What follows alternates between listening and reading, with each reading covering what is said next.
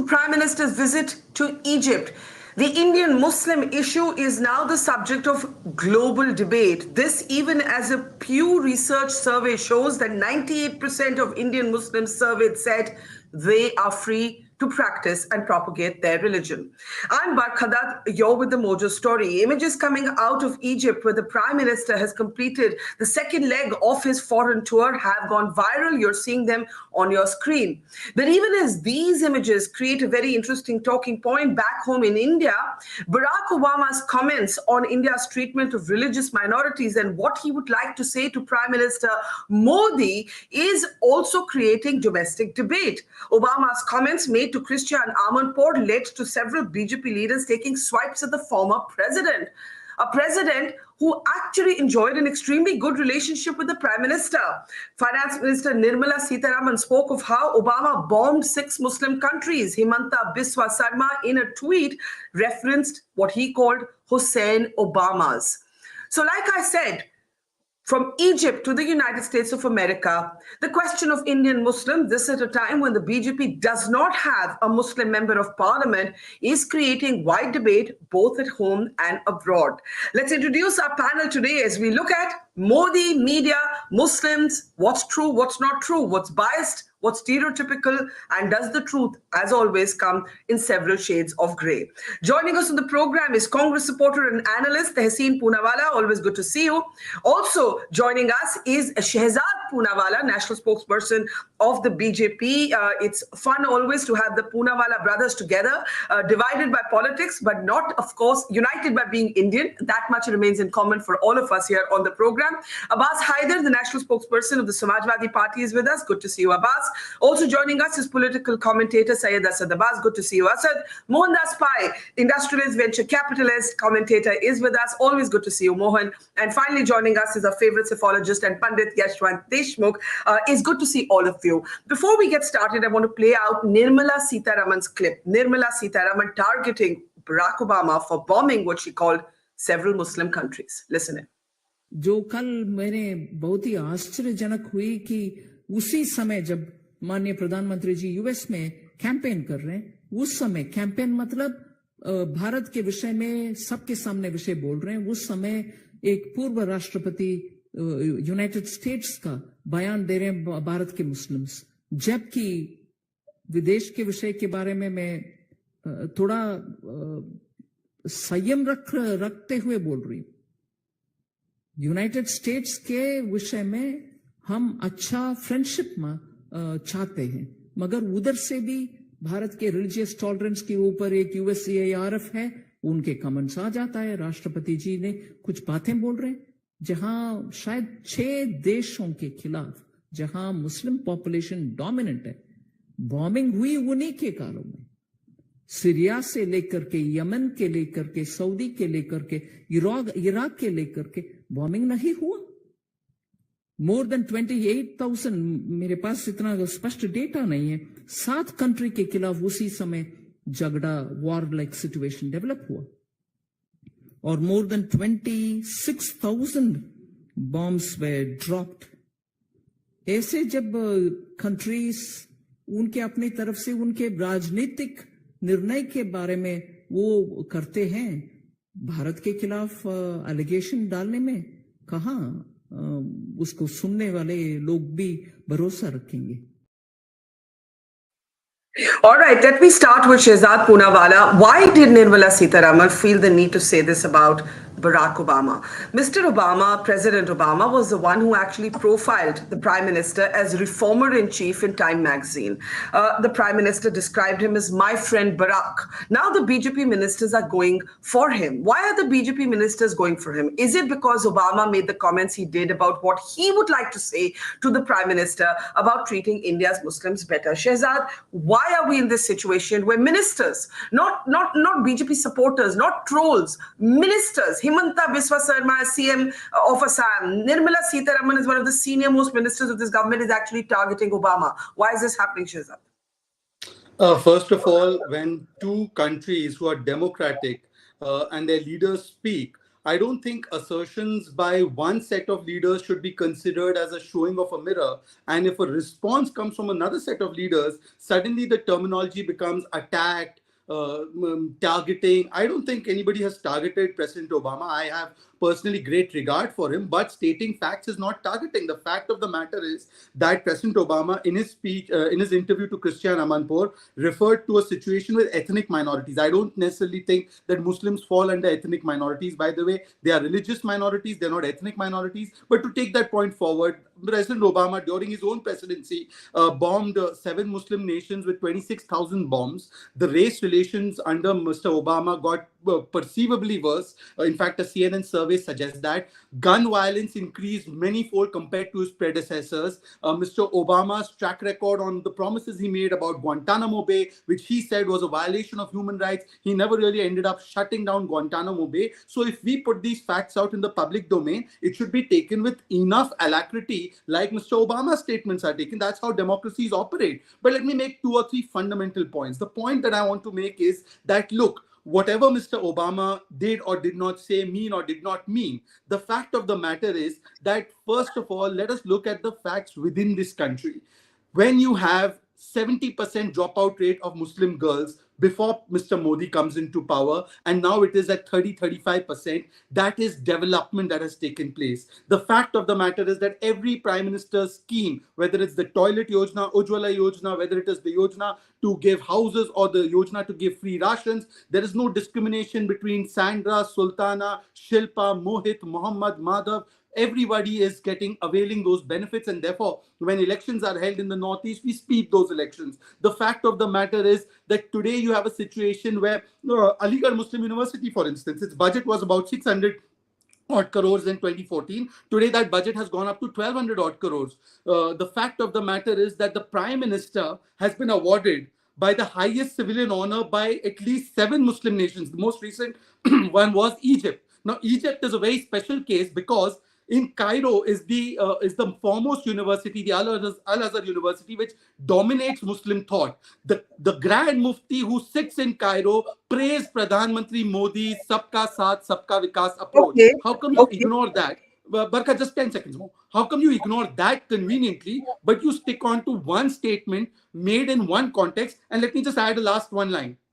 The Prime Minister has not only been awarded the highest civilian honor by Egypt, the most religiously significant country for Muslims, that is Saudi Arabia, has awarded him the highest civilian honor. The most prosperous Muslim countries, UAE and Bahrain, have awarded him the civilian honor. The most emotionally connected Muslim country for Muslims across the world, Palestine, has awarded him this honor. And the most hardline or religiously conservative Muslim country, Afghanistan, has given him this honor. Are you suggesting, Barkha, just let me complete. Are you suggesting, Barkha, that all of these nations, which are predominantly Muslim, which do politics of Islam in one way, are ignoring the facts and giving him the highest civilian honor? I am not suggesting anything. I'm only asking the questions. And I have 2 brief questions for you, Shehzad, before I open this up.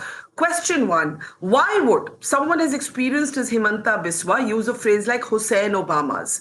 This, what I care about in that comment is it, more than targeting Obama, it actually seems to target Muslims, because Hussein Obama is used like a kind of hit back to a tweet by another journalist. Question 1.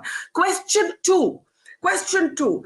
I am concerned about the politics of representation. The fact that the BJP, one of the most powerful parties in the memory of India, recent history of India, does not have a single Muslim member of parliament. Surely this bothers you. First of all, that's not true. Ghulam Ali Khatana is a member of parliament and he's from the Muslim Gujar community from the state of Jammu Kashmir. So that is factually not correct. Secondly, as far as representation is concerned, Barkha, let me address that issue. The point that is being made is that Muslims are not adequately represented in parliament. From 1952 to 2004, when the BJP was not as strong or dominant a force as it is today, the representation of Muslims was about 7 to 8% in parliament when their population was 14 to 15%. Are you suggesting then that Nehru, Indira Gandhi, Rajiv Gandhi were discriminating against Muslims? Let's take another fact. In Gujarat, in 1995 is the only year that the Congress party gave 18 tickets to Muslims commensurate to the 10% population ratio in Gujarat.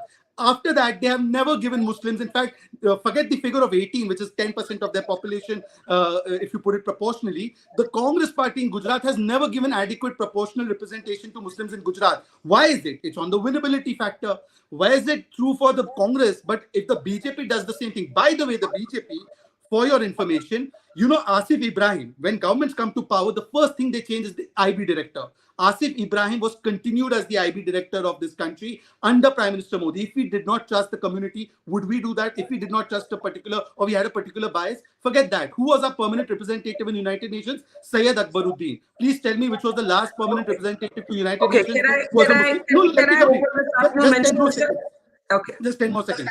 Okay. The Congress Party since 1982 or 83 has not made a single person the Muslim chief minister in any state outside Jammu Kashmir. Forget making that president a Muslim. Samajwadi, RJD, JDU, TMC, which of these parties which claim to have the rights of Muslims in place, where have they made anybody the president of their party? I think we must open this up, but Shehzad, I should have said no Muslim member of parliament in Lok Sabha. Mr. Khatana, if you please correct me if I'm wrong, is a nominated member of parliament. But that said, sorry, Shehzad, what are you saying? Sorry, Shehzad, what are you saying? Can we unmute Shehzad? Yeah. Are you suggesting that a member of parliament from one house is less significant than the other because Manmohan Singh was from Rajya Sabha? I'm not suggesting anything except to say that I think the BJP's representation of a community that is more than 200 million people in number could be better, but Yashwant will come later to what happens when the BJP does actually field Muslim candidates. So that's also, I just want to have a proper conversation, at Tehseen, let me bring you in. You and your brother don't agree politically, and you come from, here on this program as people who represent two very different parties, and rather support two very different parties. Shehzad is an official spokesperson. You're a supporter of the Congress party. He's listed a whole lot of data for you. He's spoken about the Prime Minister's very successful outreach, and this has to be conceded, with Muslim countries globally. How do you respond? First of all, many congratulations to our Prime Minister on the highest award getting the highest award in Egypt. Because when the Prime Minister of India is felicitated, India is felicitated. So all these awards that Shehzad rightfully listed out are awards that India has got, and we congratulate the Prime Minister. There is a sort of a twin personality with the Bharatiya Janata Party. And that is, there is no doubt about it that the Prime Minister's personal initiative and reach out, particularly to the Islamic world, because the Prime Minister realizes the importance of the Islamic world with India's importance. For example, Egypt. India and Egypt share historical, cultural, people-to-people ties way before our nations were formed.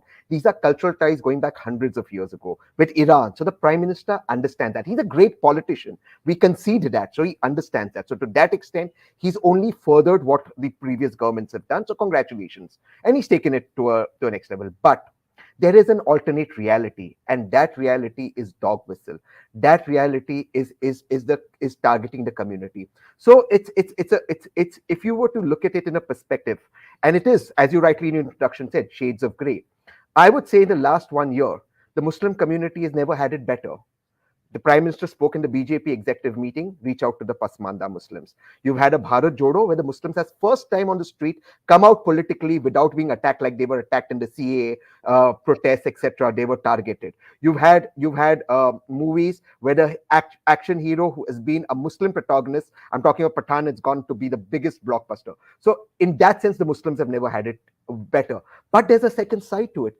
And that second side is the dog calling. When a Himanta Biswa Sharma, a sitting chief minister, uses a terminology, and you can pretend whatever to call out, we will catch the Hussein Obamas, you have to deal with the Hussein Obamas in India. When the honorable finance minister speaks about everything under the sun, except the ministry that she's speaking about, which is doing terrible and terrorizing people with its tax terrorism, it is dog calling, it is a dog whistle. And that continues from the topmost level right down to the downmost level. At this moment, Barkha, I am in process of filing a petition in the Honorable Supreme Court of what's happening in Uttarakhand. That is a call for a genocide. And I use these words very, very responsibly. What is happening in Himachal Pradesh? The fact that leaders of the BJP, these are leaders on constitutional genocide. I'm very wary of using this big word genocide. It's a very serious word. We must use it with responsibility. When you have protests from one political party targeting people based on religion, asking them to leave their land, telling that their houses will be demolished, telling their Okay. business will be. That's exactly how it's. I use it very I want respectfully. a 30 I second want. response I, to Shehzad and I Uttarakhand. want. I You want want one to more make thing. your point? Yeah. I want one more thing.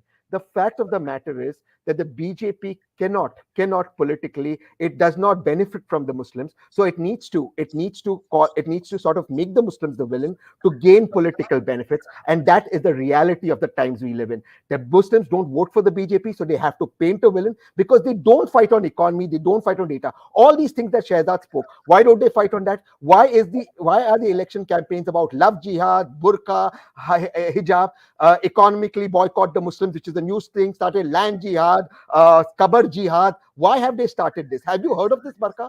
Okay. Shehzad, because I have to give everybody else here a chance to speak, I'll request you to make your interjection brief and then I'll open this up. Go ahead.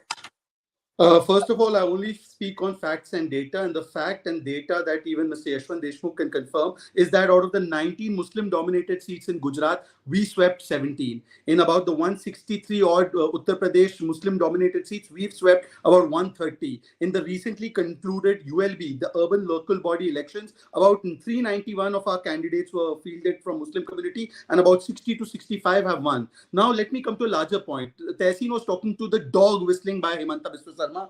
You know who went to the Bharat Jodo Yatra? A gentleman called Sanjay Raut. And this is no dog whistling. Sanjay Raut says, revoke Muslims' voting rights. This is no dog whistling. Barkha, this is, if there was a term for this, this would be catching the dog and pretty much executing it. So please tell me, Tehseen, how come you are saving secularism and Bharat Jodo with this goon called Sanjay Raut who says Muslims' voting rights should be revoked? No answer on that. And let me lastly give you one fact. Barkha, 1969 Ahmedabad 512 killed, 1970 Jalgaon 100 killed, 1980 Moradabad 1500 killed, 83 Delhi 3000 killed, 84 Delhi was against the Sikhs, 84 Bhiwandi 146 killed, 1990 Hyderabad 365 killed, 92 Surat, 93 Mumbai 1000 killed, 2013 Muzaffarnagar. Guess under whose watch these happened? It happened under the watch of the Communist Party. Okay, Tehseen, literally everybody else is waiting, so we can't make this just a debate between the Poonawalla brothers. So very quickly, please, Tehseen. Yes. It shouldn't, and I apologize to everybody. I absolutely concede to what Shehzad said. One, personally, I think the Shiv Sena is a terrible alliance. But more importantly, the Congress manages to do one thing right now under Rahul Gandhi and Mrs. Gandhi, which the BJP doesn't. The Congress, being the tent, gets extremists, whether it's the Indian Muslim League or the Shiv Sena, into the central fold. What the BJP does is it polarizes. The BJP can only win by polarizing. When it does not polarize or polarization does not work, like in Karnataka, the BJP does not win. Shehzad's right on the data, but that data comes on the back of 80-20 chief minister. Please don't interrupt. Please don't interrupt me. That data is on the back of a sitting chief minister saying 80-20, which is another dog missile for 20% Muslims versus 80% Hindus. That is the reality. You can try and deny it, but that's a fact. Okay, can I please request both of you now to just for 5 minutes take a back step? Mohandas Pai, here's my question to you. Does it behove ministers of the government to pick on Barack Obama? You can disagree violently with Obama's comments. You can disagree ferociously. The moment you target him personally with comments like Hussein Obama's, aren't you sort of giving weight to his argument? Should Nirmala be saying Obama bombed 6 Muslim countries? I think India is large enough to ignore an interview that Barack Obama does on CNN. He's no longer the president.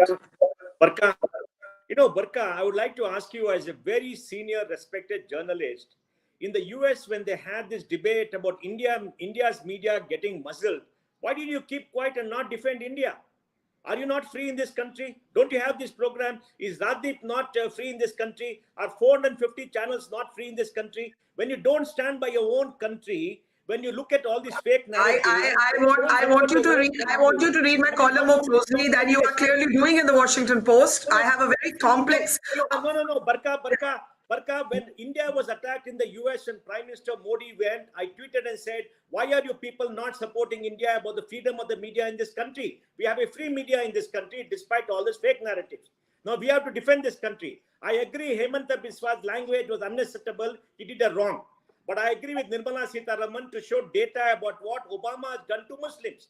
Yes, he has been anti-Muslim. He has bombed them. He has killed. These are all data. Now let us understand that very clearly. when a former president of the United States stooped down to abusing a country without proper data and talking for balkanization, it requires a political response, and that's what has been given. The language is unfortunate, I agree with you. We should not target a community, I agree with you. But we must remember one thing, Barkha. Please, let me finish, Barkha. The last 10 years has seen more done for Muslims of this country than any 10 years in India's history. Go by data. The Muslim community has bad leadership, communal leadership, who call Hindus kafirs, who put bounty on people's head, who lead people to go on the street and Sultan Judah. Are they acceptable? Let us condemn everybody who is a hate monger. This selective community, selective condemning of one side is not leading to everything else. I've had several chats with our Abbas from Bangalore. I told him as a young Muslim, he has to lead a new debate where they become part of the mainstream. This country has given special rights by the constitution to Muslims. The population has gone up from 3 crores to 21 crores, 7 times from 1947 till now. The other population has gone up from 30 crores to 120 crores, only 4 times. Do you think the Muslim population will increase or suppressed? This country has done a lot for Muslims. They're equal citizens. They have equal rights. They're like anybody else. They must stand up, demand equal rights. And today, Barkha, let me tell you, 112 million Muslim women are discriminated against despite Article 14 because of following personal laws. You don't talk about it. Others don't talk about it. I do talk about. By the way, it may surprise you to know that. By the way, it may surprise you to know that I am a supporter of a uniform civil code, but it's precisely because all religions discriminate against women. But Mohan, let me ask you this briefly. I agree with you. I think Nirmala Sitharaman and Himanta Biswa cannot be conflated. Ms. Sitharaman made a political argument. She has a right to do that. Mr. Himanta personalized it. I think that should be avoided. I take your point that they're not the same. My question very briefly to you is this. This was the same Obama whom Modi embraced as a friend. Barkha, please understand, Obama is trying to raise money for the Obama Center. News report says he has raised 800 million. Soros is a big donor to him. It's the Soros gang. They're all playing to these NGOs. The funding is coming into this country. How many Indians are compromised by taking money from Soros and selling their soul? You see the number of them. You see all the reports. Everything negative about India is funded by Soros. Soros has got an agenda. He has joined the Soros gone, and everything is game to be criticized. He is not upholding the dignity of an ex-president of the United States. He deserves what he got in Nepal. Okay, let's come back to our conversations at home. Let me bring in Abbas Haider, Yashwant, and Asad in that order. They've been waiting patiently. Abbas Haider, go ahead. Okay, Abbas, this is Syed Asad Abbas. So may I? Oh, I'm so sorry. Okay, can we go with the Samajwadi Party's? Sorry. Two Abbases. Can we go with the Samajwadi Party spokesperson, please? Yes. Yeah, because so basically, whatever Mr. Obama, President Obama says, or Cory Bush says, or Ilhan Umar says, that should not be benchmark for us. I mean, for Indians. But when we look at the domestic policies of Bharatiya Janata Party, when we see on what the Bharatiya Janata Party is doing on the domestic front, that there we see the hypocrisy of Bharatiya Janata Party. This may be a superficial approach of the Prime Minister visiting Egypt, Grand Mosque of Egypt, or Al-Azhar University, whatever. I mean, but in reality, what comes from BJP, what the Indian Muslims listen from the statement of leader of the BJP, that is something which is targeting Muslim. We see the union ministers saying that we don't need both of Muslim. There comes statement from the ministers as they should have gone to Pakistan in 1947. When such statements come up from the ministers of Bharatiya Janata Party, why not that be seen as the collective statement of the cabinet? And I think the union minister, I think the prime minister or the cabinet, the government should have clarified their stand on such things. But Shehzad Poonawala was rightly saying that it could be about the ethnic minorities. Yes, it could be. The statement given by President Obama could be about the Manipur, what is happening in Manipur between the Koki and the Meitei community, because government has totally failed, or it is using Manipur as a laboratory of divisive politics of Bharatiya Janata Party. Because in past 50 days they have not being able to control, or not trying to control the situation there, because it is suiting the political agenda of Bharatiya Janata Party. Should we care what Obama says, or is this our own conversation? Is this our own battle to have?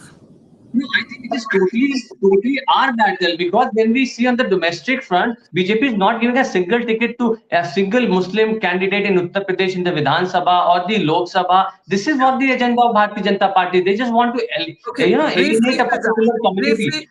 Briefly, Shahzad, then Yashwant. Very briefly. Hang on, And Abbas. they have dropped a single Muslim in the Can I union make my cabinet statement? because I think they Can I want to make alienate my the community. statement? Okay, Shahzad, 30 seconds, please. Yeah. I would have accepted every statement coming out from this very informed discussion, but the internationalization of Manipur, where a Samajwadi Party official spokesperson begs that a foreign entity indulges itself in a situation in Manipur, which, by the way, hasn't happened for the first time in 75 years. We've seen what's happened in 2015. We've seen those controversial laws by the Congress. We know that the Congress party signed the SOO without consulting the state authorities back in 2008. We've seen the situation in Manipur where blockage went on for months and months on end. And yes, this situation has arisen. There was an all-party meeting in the beginning of May. There was a home minister who visited. There's an all-party meeting on 24th, which, by the way, none of their party leaders attended in the kind of seriousness that we did. We had our national president go there. But the internationalization of Manipur, just like to internationalize Kashmir, that should be noted by our viewers. Secondly, if it's about statements, let me just show you a couple of statements which I think the Samajwadi Party should be telling us about. You know, it's not about Muslims. It's about vote bank politics in the name of Muslims. Here is Abu Azmi, who says Yaqub Memon, convicted terrorist, was beguna. Here is Mulayam Singh Yadav and the Samajwadi Party defending the Simi after the court banned them. You know, this is not about Muslim welfare. Who gave the Bharat Ratna to Ustad Bismillah Khan? The BJP in 2001. Who made APJ Abdul Kalam the president? The BJP. Okay. Who named an island after Veer Abdul Hamid? The BJP. Who is the one who has allowed for the Sabka Saath Sabka Vikas narrative when there are no riots, but in fact there is development that's taking place? The BJP. Who's eulogizing Afzal Guru and Yaqub Memon and Simi? The Samajwadi Party. For them eulogizing terrorists. For them, eulogizing radicals and terrorists is actually equal to looking after the welfare of Muslims. That is not the case. Okay, Yashwant and Asad first. I know Tehseen. Okay, Tehseen, right after Yashwant, and then I'll come to Asad. I know. There's a lot of you wanting to speak. Yashwant, data speaks. A lot of times the BJP speaks about, how we do better in Muslim seats. We don't, Muslim-dominated seats. We don't know whether that means more Muslims are engaging with the BJP or whether Muslim-dominated seats are more polarized. We don't know. You would know better. Please tell us. Yes. Well, but electoral politics aside, I think I would start very briefly with President Obama. Actually, I feel sorry for him, because I remember in 2008 and 2012 when we were conducting polls in US for the US presidential. At that point of time, with the Gallup International Partners, we did a very interesting study about Mr. Barack Obama's approval across different countries, and we found there was quite a mirroring high of approval rating among the Latino voters in US as well as the population in Mexico. Similarly, among the Indian Americans in US and back home here in India, plus kind of approval rating for Mr. Obama. And when he came to India in 2015 for the Republic Day celebration and everything, his ratings in India, in the urban India, was like through the roof. But the poll that we conducted yesterday, Barkha, almost like 70% of people, they expressed either they were angry or they were sad, either of the two emotions on the statement of President Obama. I think the term which people got sad with was the term where he said that India would break apart. I mean, that kind of emotion or term, which actually hurt a lot many people. So I feel sorry for him, because he was a fairly popular world leader in India. And with that particular sentence or thing, he lost a lot of well-wishers in India. I think I feel sorry for him, number one. Number two, on the Muslims and Indian institutions and Muslims and Modi equation, this is, I mean, obviously there is a lot of dog whistling around. Obviously, in the last 9 years, we have seen in public discourse a lot of polarization happening, and the distance, the gap, or the polarization has only gone up. I mean, there is no two opinion about it. I am not into here to basically debate who is to be blamed and who is not to be blamed, because I know for sure if Himanta Biswa Sarma gets condoned and why is dog whistling, we also know for a certain gentleman who dog whistled in the case of Nupu Sharma. Nobody supported Nupu Sharma Barkha for what she said, but it was a certain dog whistling which resulted in her going into hide, and I don't know if that lady is ever going to have a life free again in her entire life or not. So I am not discussing the blame, but yes, the polarization has happened, polarization has increased, and I feel sorry. I believe that everybody on the panel would feel sorry for a country to have, or a society to be polarized and not living together in that way. Having said that, now coming to the political side of it, Vakar, there is no surprise for Muslims not voting for the BJP or not voting for Mr. Modi. However, there is a certain trend of surprise in the timeline when we figure on the data that 20 years back, only 3 out of 100 Muslims in Gujarat voted for the BJP. Now almost 30 out of 100 are voting for BJP. That is the trend line which surprises me and surprises not just me, but all the posters. It is not just the data of C-Voter, CSDS data, every data. I mean, when you look into it, you will figure out that number is increasing. This, in spite and despite of 9 years of the polarizing impact on the public debate and the narrative. So that surprises me. Yes, the issue of Pasmanda Muslim and non-Pasmanda Muslim, that kind of thing might go up. Uniform Civil Code will come and impact the politics of India in a very, very different way altogether, from Shahbano to right now. However, one thing I want to say, Barkha, which I wrote also about it, when we did the trust in institution survey, quite a massive one, we figured out that Muslims or Hindus or Sikhs or the Christians, I mean, Muslims trust or distrust many institutions just like the Hindus do. But their not being very happy or not being very pro-BJP should not be treated as their lack of trust in India's democracy as such.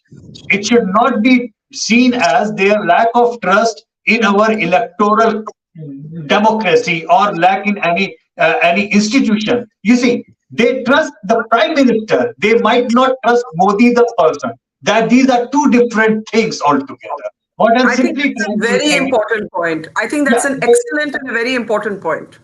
That basically they may be making a political choice, but that is part and parcel of their right as in a democracy.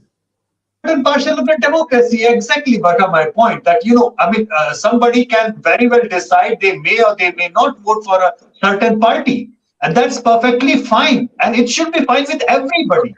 Let's bring in Asad Abbas. I think that's a very important point by Yashwant. And you are sitting in Karnataka, Mohandas's home state, where you have exercised that right, and others have exercised the right in a different way. And as long as we can keep exercising these rights, the health of our electoral democracy is good. That we can disagree in this passionate way that we are right now. I'll tell you something, Barkha. I really wish and hope that BJP leaders in my beautiful state of Karnataka take a leaf out of Modi ji's book. When Modi ji speaks of Sabka Saath, Sabka Vishwas, Sabka Vikas, what do we see here? The presidents of the state's BJP party addresses just before the elections to the people of Karnataka, and he says, roads, hospitals, colleges, education is not an issue. Love jihad is an issue. Concentrate on these topics. This is what will get you vote. Therefore, I believe a man like Modi, a global leader like Modi, Order of the Nile Modi, to kindly take action against his local leaders. Not just Nalin Kumar Katil, but also K.S. Ishwarappa, who does not address Musalman as Musalman, but Musalman Gundas, C.T. Ravi, and several such leaders who are regularly known for their hate speeches, such communal hate mongering. I truly believe India will be a much better, beautiful, prosperous nation. Not just the Dawoodi Bohra Muslims, but Shia, Sunni, Delhi, every single Muslim will love Modi, look up to Modi when Modi ji takes action against all those BJP leaders of the states who go about with their bile I every think that's single day. also an excellent. I think that's also an excellent point, and I saw Mohan Das agreeing with it. So let me come to Mohan, then Tehseen, and we'll go around the panel. Mohan, one of the things that people wonder is, why doesn't the Prime Minister shut down? Why doesn't the Prime Minister shut down people in his party that need to be shut down? Not just people in his party, but also sort of sometimes affiliated groups, right? You've had speeches by Yati Narasimhanan that have absolutely, he's been arrested, he's facing a criminal case. The law recognizes what he said to be hate speech. I think Asad raises a very important point. Barkha, I also asked the question to people in the BJP. I said it's distasteful that you talk about some other community in a very negative light. Even if others do it, why do you stoop down to such levels? And I asked a very, very, very, very senior person. He told me, Bhaiya, I have made sure that they all shut up their mouth, but there are too many people out there. They have to face local politics. They're campaigning to the constituency. I want to stop it. I mean, that's what I was told. Now, what happened in Karnataka was very clear. The people of Karnataka did not want communal politics to steep in all places. And whoever did communal politics, they voted them out. The wisdom of the people of Karnataka is the wisdom of the people of India. People of India will evaluate in 2024 what is good for them. But Barkha, I have one point to make. The Muslim community must make special efforts to become part of the mainstream. They must go to all political parties and tell them that we want representation. We want our people to be there. They must go tell them, we are the poorest country, poorest community in the country, much poorer than the SC, and we want all this thing to do. They must go, we are a democracy. They have a right to go to the political leaders and ask them and tell them, we want this. They must do it in every state. They must go in a big delegation. They must change public opinion in their favor. They too have a responsibility. They cannot carry on victimhood narratives all the time. Oh, we are victim, we are victim, we are victim, we are victim. And they cannot have the mullahs have extremist talk. They must tell the mullahs to shut up, not to call Hindus kafirs, not to be divisive. Just today, we're condemning Biswas for making the statement. I would like everybody to condemn all those radical mullahs. I met a very good religious leader of a research from a big mosque in Bangalore in my office. He was so open. He said, look, I told those people in South Kendra not to do the hijab thing. I told them, I'll give you scholarship. Don't do it. Don't have disharmony. They didn't listen to me because of the PFI. Now, Muslim community too has a responsibility like everybody. I mean, I think extremists of all communities should be shut down, right? Yes. I think we can agree. We can agree on that. Tehseen, jump in. Tehseen and then Shehzad. Tehseen. So I agree with what Mr. Mohan Das Pai ends with, and I actually call it the horseshoe theory. The extremists, whether in the Hindu community or the Muslim community, like the horseshoe, are actually much closer to each other, but they like to think they're very far away, but they're exactly mirror images of each other. And that is something that we need to speak about. For example, on this panel, I am the only person who not just met Nupur Sharma, I've publicly stood by Nupur Sharma. I've said Sar Tan Se Juda is a criminal terrorist slogan and Nupur should be protected. But if I was home minister, I would not surrender to Qatar. I would not have the vice president's dinner cancelled. That was the BJP government did it. That's why I'm saying the government out here does not know what to do. So the images that you show are, particularly in the mosques, are mostly Bori mosques or Khojas. So the Khojas, the Aga Khanis, the Boris have no problem, are very comfortable with the BJP because, as Mohan Das Pai rightly said, these are trading communities. They are in mainstream. They're business communities. Gujarat is a business state, so they're very comfortable with the Prime Minister. To give credit to the Prime Minister, even as Chief Minister, he engaged with their leaders. There isn't a problem there. The problem is twofold. Who do you say is doing communal politics? I agree with you. There is the OAC brothers. There are the Muslim leaderships. Extremely communal. Their kids go to the best universities. Their kids go to the best colleges and they do bigoted politics. But on the other extreme, children of BJP leaders, Shivraj Singh Chauhan's son goes to the best university. Himanta Biswa Sharma's kids go to the best universities. What does that prove? That proves that their kids don't get involved in Bajrang Dal. Their kids don't get involved in riots on the road. They don't come down and say the religion is a threat. If the religion is in threat, if Mohan Das Pai, Yashwant Deshmukh and Tehseen's religion is in threat, why doesn't Shivraj Singh Chauhan's kid come on the street and fight, as does OAC's kids? They won't do it. This polarization benefits and it destroys. I really need to leave, Barkha. Okay, I'm coming to you in a second, Shehzad. Shehzad. So Barkha, now, let me just make a few points and then I need to leave because I had committed time to 3:45 actually. Somebody referred to love jihad. The love jihad topic came out when in 2008-9 the Catholic Church and the high courts in Kerala, and including the former chief minister of Kerala, not Pinarayi Vijayan, the chief minister before that, I just slipped his name, Achyutanandan, had referred to this. Are they communal? Are they bigots? Point number one. Point number two, Mr. Syed Abbas had a problem with Muslim Gunda. I think we should not use Muslim Gunda. What happened about the Hindu terror bogey and the saffron terror terminology, and to say that Ramji does not exist, and then to say that Hindu is a dirty word? It's his own Karnataka Congress leader who said it. So please go and tell Rahul Gandhi, who's opened a Mohabbat ki dukaan, when is he taking action against Jarkioli? When is he taking action against Shivraj Patil, who said Gita ji teaches jihad? So is it a one-way street to attack Hindus, call them kafirs, to attack their faith? And if somebody says some Hussein Obama, then we all sit on a 5 o'clock show and start discussing. What about those comments? And Tehseen Poonawalla can come and take his personal stand. What does his party do? Hindu terror pe party ne kya kiya? Now let me come to the third point, which he says Yati Narasimhan Saraswati. He has been acted upon. He has nothing to do with my party, but I have to come and answer for him. But Tehseen Poonawalla will not answer for Mr. Sanjay Raut. And here is a statement by Shafiqur Rahman Bark, a MP, not some random person. What does he say? Coronavirus is not a disease. It is because Allah is angry with us. We have to go and say sorry to Allah that we have changed Sharia. That's why he's doing Corona.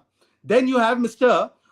S.T. Hassan, another MP of the Samajwadi Party. He says, UCC aayega, तो 4 शादी करने नहीं मिलेगी, दूसरी शादी करने नहीं मिलेगी. Hence we must oppose UCC. Barkha, you are in support of UCC. If I have to answer for Yati Narasimhan Saraswati, who has been put in jail or taken action against, when is Mr. Abbas, the good Abbas from Samajwadi Party, going to act on ST? But Shahzad, you remember how Yati Narasimhan, sorry, before you go, you remember how Yati Narasimhan was able to walk into a police station and actually try and bully the police people? Do you remember that video? I mean, I'm sure you remember it.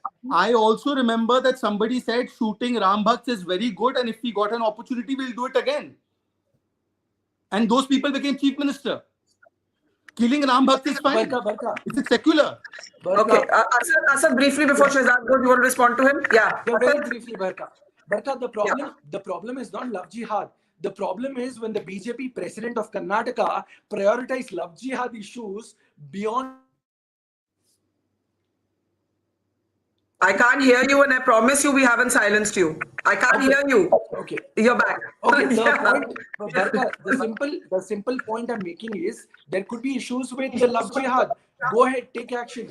But the problem is when the BJP president of the state of Karnataka prioritizes love jihad over education, over jobs, over better hospitals and roads. Who prioritized hijab over kitab? And the last point, Barkha, the last point. Who put hijab over kitab? I condemn. Wait, my friend, wait. I wholeheartedly condemn those who say Hindu kafir, those who say Hindu atankwad. I condemn them. Now, Shahzad, it doesn't matter. The Congress needs to do it. You are at best a solo flyer. You're a fly-by-night operator. One day with the app, the other day with Congress. Condemn those who say Musalman gundas. Don't be scared. Answer me. Don't speak over me. Don't distract. Who doesn't condemn it? You have to be irrational to think we don't. But Hindu terror is not kosher. Can I just make a legal point? This is rhetoric. Rhetoric. Can I just make a legal point? You made your point. Okay, yeah. Just 1 second. Say just 1 second. Let me make a legal point. Asad, I've heard you. Tehseen briefly, and then Yashwant and Haider, who've been really being very polite and not talking. No, yes, just wait 1 minute. Just 1 minute. You want a 10 second before you leave? You want a 10 second before you leave? 1 minute. No, let him hear me. Let him hear me. Just 10 seconds. I have to really leave. I have to reach. No, he's running away. Let him answer my question. No, I'm not running away. I had answer. Even I told. Answer this question. No, let him answer this question. Let him answer this question. Just 1 second. I don't have time to indulge fly-by-night operators who are not even official spokespersons. I have indulged them enough till 4:15. I really have to go to Noida. Okay. How much traffic it is at this time. Go ahead. So I really take your leave. Okay, Shahzad, thank you. Tehseen jumped right in, and then Yashwant. Okay, Tehseen. Well, Barkha. Fly-by-night operators are those who use who want to go, who jump from one place to another. Now that he's gone away, I think when we are on your show, we're all equal panelists. This language for Syed is not acceptable. He called them up Congress. I think I stand up for Syed just as I stood up for Nupur. Please ask him to maintain civility. More importantly, more importantly, look, I went to Supreme Court on hate speech and mob violence. The Supreme Court, we gave them a draft law called Masuka. The Supreme Court, praising us, asked the government to pass the law. Amit Shah ji stood up in parliament. Hate speech, everyone agrees, is a problem out here. Amit Shah ji steps up in parliament and says, we will not pass this law. Opposition states where Tehseen have gone and got this law passed, they have governors refused to sign it. Who's benefiting from this hate speech? I am not saying the OVC doesn't. I am not saying jokers in Samajwadi Party don't. Of course they do. But so does the BJP. The extremists are benefiting from it. There is a problem with it. I am not saying that the OVC brothers don't want to polarize, or this guy, Shafiqul does not want to polarize. They want to polarize for their political gains, and therefore I call it the horseshoe theory. But there has never been a level where at some point the topmost leadership benefits those people or blesses those people from seeing it. Yashwant, because Yashwant has some data that talks about the trust of Muslims, and I think you made a very important point, Yashwant, about not liking the BJP is not the same thing as having a skepticism about Indian democracy. And I think as long as we keep that in mind, we can have a very robust debate. And your C voter found that almost 59% Muslims have a lot of trust in the Prime Minister. 13% expressed no trust at all. And I think the point you're trying to make is the institution of the Prime Minister, the institutions of Indian democracy, that trust is not broken down. Exactly, and there are some institutions we do not trust, and oddly enough, these are the same institutions even the Hindus do not trust. For example, on the trustworthiness, the police of India is like on the rock bottom, regardless of which state's police we are talking about. So it is the same kind of emotion or sentiment, and somehow I feel sad by two things, Barkha, and not just one actually. When I look at the entire voting trend line of the Muslims, I am a staunch supporter that they have this right to vote against any party or for against party. That's fine, But when it is analyzed that way, I have seen for almost like 3 decades of my professional career, I remember Muslim voting against the BJP always got termed as tactical voting, while Hindus voting for the BJP always got termed as the communal voting. So I have a problem with that, and I also have a problem with another new trend that is coming in. Yes, Muslims can very well decide not to vote for the BJP, but some part of it, when they vote for the BJP, they are now termed as Sarkari Muslims. And that probably is again having the similar kind of a problem with Hindus voting for the Congress are also looked down upon. That how can you, you are not Hindu at all, how can you vote against?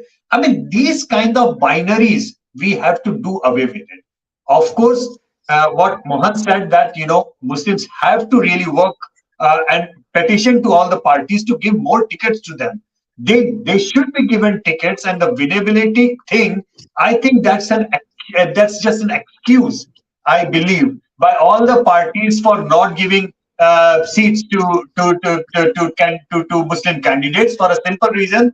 Because this is a country where a Mangalorean Roman Catholic Christian who has done trade union politics in Mumbai goes to the parliament for 40 years from Muzaffarpur in Bihar. This is a country, we have seen so many examples of these kind of grassroots politicians, regardless of their caste, regardless of their religion, winning from such odd seats that ki matha pakad loge ki ye kaise possible hai. Jharkhand राज्य बनता है. Jharkhand is a tribal state. Uska pehla, the first ever speaker is a Namdhari Sikh of the assembly, and who spoke fluent Santhali and won his seat like any scheduled tribe politician would do. So what I'm simply trying to say, that this winnability thing is nothing but an excuse to keep Muslims or females as well. Similarly, the same excuse is used that जीतेंगे कैसे यार, क्या फायदा ticket देने का? Just going to say that women these things have to be taken up. I was just going to say women have been also hearing this for as long as I've been in journalism, that the reason fewer tickets are given is wo jeetenge kaise. Abbas Haider, before we take last comments, I'm sorry, we need to hear you. You have not got a chance to speak. Do go ahead, Abbas Haider. Yes, sir. Barkha, we strongly believe that objective of a government should be welfare of the state and its people. But unfortunately, current government's objective is just electoral benefit. That's all. And as far as I mean, if you could see the policies which has been scrapped by Bharatiya Janata Party, there has been Naya Bharat scheme, which was meant to help minority students to in UPSC preparation. Maulana Azad Fellowship was scrapped. 38% funds of Minority Welfare Ministry was reduced. So these has been done by the current government. And when they talk about outreach to Muslims or minorities, this is nothing more than a hypocrisy. We believe that we all are citizens of this country, be it Hindu, Muslim, or whichever community they are. And if we all need to, work together, we all need to contribute to the development of this country together. Only then we will be able to succeed. Our economy will flourish. Only then. This is what we believe, and this is just hypocrisy of Bharatiya Janata Party. Nothing more than that. I have to give the last word to Mohandas Pai. Mohan, let's look at you. You are somebody who was not a great fan of how the Bommai government in Karnataka was performing. You are somebody who thinks DK Shivakumar of the Congress has a great future. One day he will be chief minister, whatever other differences or criticisms you may have of the Congress party. I think a lot of Indians have a complex view of politics. They're able to vote differently at their local level, they're able to vote differently at their legislative level, and they're able to vote differently at their National Assembly level. So that's the first point. My second point to you is, let's forget Obama. Let's forget Biden. I agree with you, it's nobody's business but our own. If you were to look at this question as our own business, is there any advice you would give to the BJP on this Muslim question? Well, what I would tell the BJP is, please tone down the rhetoric that some of your people have. Take action against them, because most people get carried away by the rhetoric, not the good work that you've done. All the good work that you have done in giving more money to Muslim, more benefits to Muslim, more scholarship, more children studying in college, gets negated by the rhetoric. And by this rhetoric, you fall into the trap of people who want to brand you as communal, who want to fight against you, call you a Hindu nationalistic party, and put you into a corner. You're falling into the trap. Don't do that. Talk about facts, talk about Sabka Vikas, because you've done a good job. And that's the reality of life. And then talk to Muslims to come over and join your party and to fight elections with you, so that more and more Muslim youth come. I told Abbas to get young Muslims in Bangalore to go to the government of the day, whether BJP or Congress, and say, this is what youngsters Muslim want. We want to be part of the mainstream. We want more scholarship. We want more job opportunities. We want more welfare programs. We must do it to us. We are equal citizens of this country. And please do more for us, because we are the poorest community. I feel very sad. The Muslims have become the poorest community of this country for the last 70 years because of appeasement politics of all political parties, especially the Congress. A senior Muslim leader of the Congress who was there for 40 years, who worked with Rajiv Gandhi, he told me this in Bangalore in a meeting. So I want the Muslim community to come up to equal citizens. I want to see more Muslim leaders. I want to see more technology people who are Muslims. I want to see them get more PhDs. I want to see them become greater leaders, because we're all Indians together. They've got special rights. This country is the country of all people. Okay, 20 seconds to everybody. Tehseen, go. Tehseen. That's all fine, that's what Mr. Pai said. But the fact is, how is it going to happen? It happens with concrete legal action. One, laws against hate speech, which the government doesn't do. Two, affirmative action that helps the poorest community, as per Dr. Mohan Daspai, come into the main street. Both of which BJP not just villainizes. Before the Karnataka elections, they had to withdraw it when it was running smoothly, trying to get Indians into the mainstream. I'm not taking on religion. And then they tried to polarize it. The people of Karnataka were smart that they didn't fall for it. The Supreme Court would not have upheld religion-based quotas. You know that. You're talking about the law. No, it wasn't religion-based. It was backwardness-based. But none less than the Honorable Home Minister of India used it to target Muslims. And that to me is a sad thing. You can say all these platitudes. You can have the Honorable Prime Minister with all the world leaders. But on the ground, when his number two uses it as a bait to target a community based on false data, that I think becomes problematic. Abbas Haider, then Syed Abbas. Abbas Haider, 20 seconds, last thoughts. Abbas Haider. Yeah, Yeah, I strongly believe that Bharatiya Janata Party is just blabbering about these things, and this is just a superficial approach. But if in reality they want to approach the Muslim, they have to take strict action against the leader of Bharatiya Janata Party who have been giving statement against a particular community just to get political benefit. But yes, we are sure that they will not do any such thing because it is their political. It is everything they do is based on the electoral benefit, and like our Prime Minister said, they can identify writers by their clothes. So this is what the beliefs of Bharatiya Janata Party are. And just by visiting a mosque or a temple or any place, I don't think their beliefs and their actions will change. Sir, Abbas. Barkha, as a matter of fact, I'm testimony to every word stated by Mr. Pai. The fact we've had several discussions on this, and I completely agree with him. The outreach need to be right in terms of education and employment. The fact that Muslim youth deserve this. On the same reason why a development, as a matter of fact, on the word of Mr. Pai, I met the Chief Minister of Karnataka, Shri Siddaramaiah, and he's definitely looking forward to it. I think outreach must come through from the BJP, equal outreach from the Muslim youth. Together, we'll take this country in the truest sense of Vikas with Vishwas. We have to go then. Yashwant. Well, I just wish two things would have happened, that BJP would have taken Mr. Mohandas Pai's advice very, very seriously, which I think even big number of BJP well-wishers would be hoping that they do it. And I would have been very happy that rather than Nirmala Sitharaman, if the Congress and the Samajwadi Party and other opposition party would have come out and said, Mr. Obama, you are widely off the mark, kindly don't do the moral policing for India. We, the Indians, are good enough to handle our own business. You mind your own business. If these two things would have happened, I would have been very happy. But we don't live in an ideal world. So let's see how it goes from here. I think I have to agree with both of those. Indians should close ranks against other countries telling us how to fight our battles, and equally the kind of rhetoric, often toxic, that we see. I wish the Prime Minister would shut it down with efficiency. Thank you so much, Yashwant, Mohandas Pai, and to all of our panel and to our audience. Thank you for watching. See you tomorrow. We started Mojo right here in this basement. Just 4 people, 4. And now we're about to hit our first 1 million subscribers. So this is to say thank you to all of you for your support, for your respect, and for your encouragement. We've always gone to where the story is. During the pandemic, when television's big anchors were hunkered down in their studios or at their homes, we hit the road. We traveled from Delhi to Kerala, covering 30,000 kilometers in our small car, reporting from inside ICUs and inside slum tenements.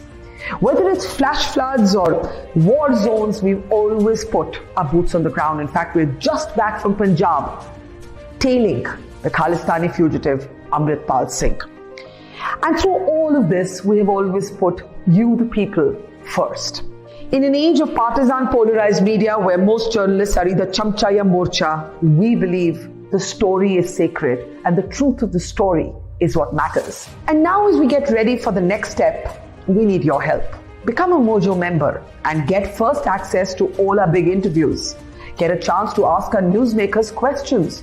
Get a chance to write and report for us for both our website and our channels. And also, interact with me and my colleagues directly through AMA sessions. Literally, ask me anything. Click on the join now right next to the subscribe button, and yes, also subscribe if you haven't yet, and become a Mojo member for just 159 rupees a month. Hope to see lots of you in our community. It's great to see you here. Thank you for watching our work. If you haven't subscribed yet, don't forget to click the bell icon and subscribe to Mojo Story and support independent, robust journalism.